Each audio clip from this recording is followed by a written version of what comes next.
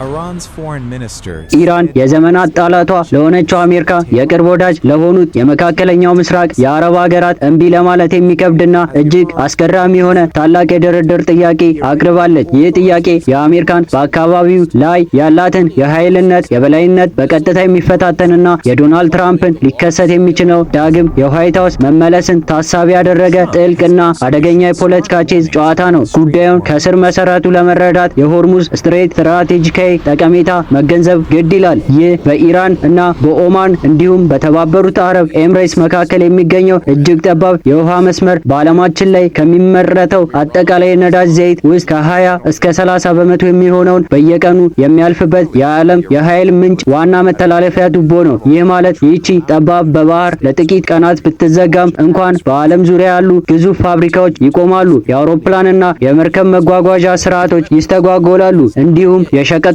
ዋጋ በዓለም ታሪክ ታይቶ በማይታወቅ ፍጥነት ይንራል። ይህ ስፍራ የዓለም ልብ ነው ብሎ መናገር ምንም አይነት ማጋነን አይሆንም። ለ10 ዓመታት ኢራን በአሜሪካ ወይም በእስራኤል ወታደራዊ ጥቃት ሲሰነዘረባት ይህንን የሆርሙዝ ስትሬት ሙሉ በሙሉ እንደምትዘጋ ስትዝት ኖራለች። ይህ ተደጋጋሚ ዛቻ የአሜሪካን የጦር መርከቦች በአካባቢው በብዛት እንዲሰፍሩና የባህር ሰላጤው የአረብ ሀገራትም ደህንነታቸውን ለማስጠበቅ በአሜሪካ ወታደራዊ ኃይል ላይ ሙሉ በሙሉ ጥገኛ እንዲሆኑ አድርጋለች። ነገር ግን አሁን ቴህራን ታሪካዊ የሆነ የስትራቴጂ ለውጥ አድርጋለች። ጨዋታውን ከማስፈራራትና ከመግዛት አውጥታ ወደ ለስላሳ ግን እጅግ አደገኛና ስር የሰደደ ዲፕሎማሲያዊ አካሄድ ቀይራለች። ኢራን አሁን ለአሜሪካ ቁልፍ አጋሮች ለሆኑት እንደ ሳውዲ አረቢያ፣ የተባበሩት አረብ ኤምሬትስ፣ ኳታር፣ ባህሬንና ኦማን ላሉት ሀገራት ያቀረበችው ትልቅ ግብዣ ይዘት እጅግ ስትራቴጂካዊና መሰሪ ነው። የቴህራን ዋና መልእክት እንዲህ የሚል ነው። እኛ የዘመናት ጎረቤታሞች ነን። የባዕድ ኃይል የሆነው የአሜሪካ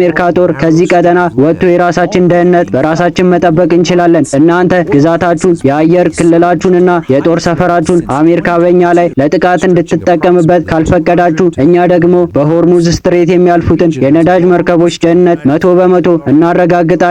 ጥቃት አይደርስባቸውም። ይህ አቀራረቡ ለዋሽንግተን እጅግ አስደንጋጭ የራስ ምታት ነው። አሜሪካ በመካከለኛው ምስራቅ ያላት ፖለቲካዊና ኢኮኖሚያዊ ተጽዕኖ የተመሰረተው ከአደገኛዋ ኢራን ጥቃት እጠብቃቸዋለሁ በሚለው የደህንነት ዋስትናና የጦር መሳሪያ ሽያጭ ነው። ኢራን ይህንን የደህንነት ስጋት ራሷ በዲፕሎማሲ በማስወገድ አሜሪካን ከቀጠናው በማስወጣትና የአረብ ሀገራትን ከምዕራባውያን አጋሮቿ ለመነጠል ሌት ተቀን እየሰራች ነው። ይህ ዝም ብሎ የተወረወረ የፖለቲካ ቃል አይደለም። ኢራን ይህንን የሰላም ጥሪ ስታቀርብ እጅግ ዘመናዊ ሆነው የባህር ላይ ሚሳኤሎች፣ በራዳር የማይታዩ ፈጣን የጥቃት ጀልባዎችና አውዳሚ ድሮኖችን በመጠቀም አቁማ ነው። ከኛ ጋር በሰላም አብሮ መኖር ይቻላል፣ ነገር ግን ከአሜሪካ ጋር አብራችሁ በእኛ ላይ የምትነሱ ከሆነ መዘዙ ለአካባቢው ኢኮኖሚ እጅግ የከፋ ይሆናል የሚል ግልጽና ጠንካራ መልእክት እያስተላለፈች ነው። ታዲያ ይህ የኢራን ድንገተኛ የልብ መለወጥ እና ሰፊ የዲፕሎማሲ ዘመቻ መነሻው ምንድን ነው? የዚህ ጥያቄ መልስ ለማግኘት የዓለም አቀፉን የፖለቲካ አየር ንብረትና የዋሽንግተን የውስጥ ፖለቲካ ውጥረት በጥልቀት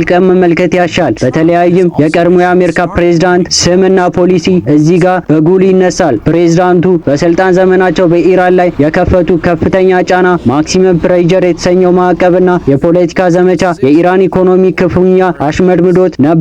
የኢራን የኒውክሌር ስምምነት ማፍረሻቸው እና የኢራን ብሔራዊ ጀግና እና ታላቅ ስትራቴጂ ጀነራል ቃሲም ሱሌማንን ማስወገዳቸው በኢራን መንግስትና መሪዎች ዘንድ መቼም የማይረሳ ጠባሳ ጥሏል። አሁን ባለው የፖለቲካ ትንበያ ፕሬዝዳንቱ ወደ ስልጣን ከተመለሱ በቀጠናው ላይ ሊወሰድ የሚችለው እርምጃ እጅግ ጠንካራ፣ ያልተጠበቀና አውዳሚ ሊሆን እንደሚችል ቴህራን በሚገባ ትገነዘባለች። ስለዚህ ኢራን አሁን ያደረገችው ያለው ነገር ማዕቀቡ ከመምጣቱ በፊት ጠንካራ ምሽግ መገንባት ነው። ይህ የኢራን ስትራቴጂ ምን ያህል ውጤታማ ሊሆን ይችላል? የባህረ ሰላጤው ሀገር ይህንን ከአሜሪካ ተለዩ የሚለው ግብዣ እንዴት ተቀበሉት?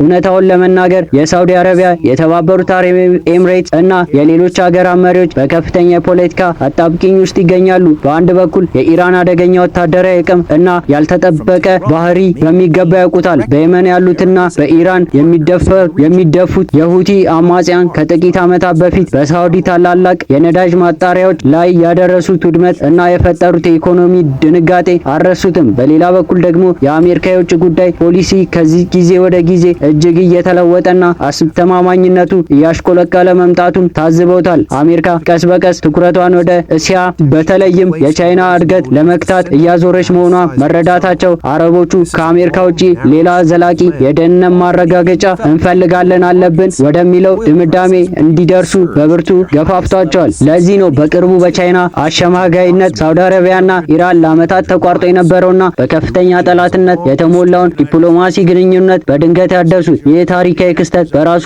አረቦቹ የኢራን አዲሱን የአብሮ መኖርና የቀጠናዊ ትብብር ግብዣ በከፍተኛ ጥርጣሬም ቢሆን ለማዳመጥ እና ለመሞከር ፈቃደኛ መሆናቸውን በግልጽ ያሳየው።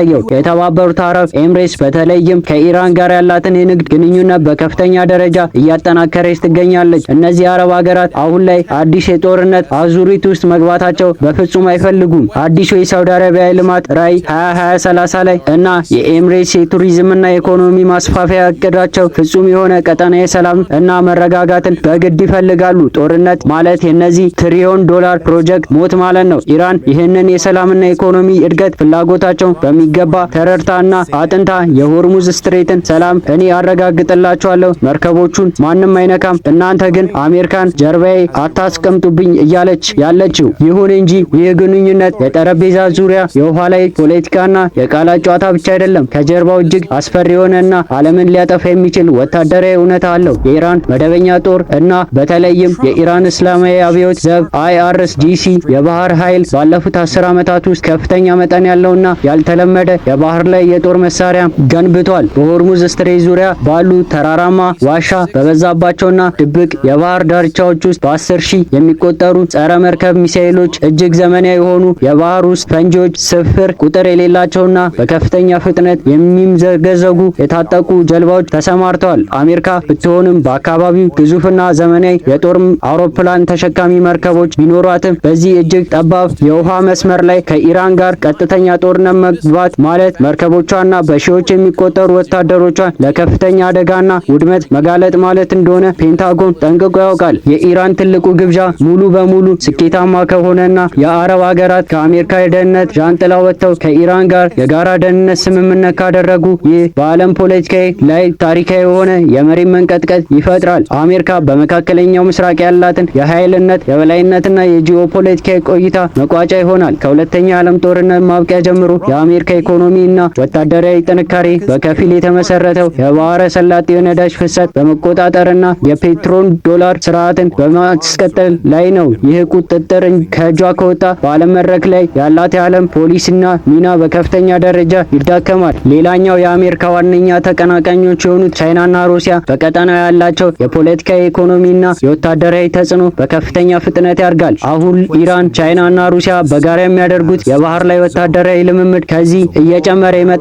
የሆርሙዝ ስትሬት ደህንነት ቁልፍ በአሜሪካ ፈንታ በእነዚህ የምስራቅ ኃያላን እጅ ከወደቀ የዓለም የኃይል ሚዛን ሙሉ በሙሉ ወደ ኤሽያ ይዘነባል።